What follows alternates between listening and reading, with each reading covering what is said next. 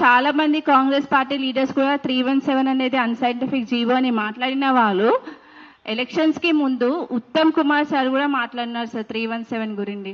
So ఇప్పుడు ఆ మాటలన్నీ ఏమైనాయి? మమ్మల్ని ఎందుకు పట్టించుకోవట్లేదు? మేము కూడా ఎంప్లాయీస్మే కదా, మేము కూడా టీచర్స్ ఎంప్లాయీస్మే కదా సార్, ఈ ప్రభుత్వంలో భాగమే కదా. మిమ్మల్ని ఒకటే ఒక రిక్వెస్ట్ చేస్తున్నాం సార్, ఈ అంబేద్కర్ జయంతి నాడు అంటే April 14th వరకు ఈ 317 పైన మాకు ఏదో ఒకటి స్టేట్మెంట్ మా ఫేవర్గా మీరు ఇవ్వండి.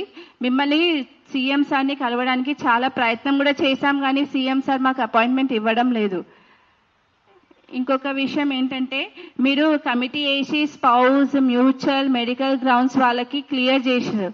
ఇదేదో అప్పుడే బీఆర్ఎస్ గవర్నమెంట్ ఇచ్చినాయే, మీరు కొత్తగా ఇచ్చినవి ఏం లేదు. 317 కమిటీ అనేది స్థానికత కోల్పోయిన వాళ్ళకి వేసిన కమిటీ, అది స్పౌస్, మెడికల్, మ్యూచువల్ ఇవ్వడానికి కాదు. సో మీరు ఇది దృష్టిలో పెట్టుకోండి సార్.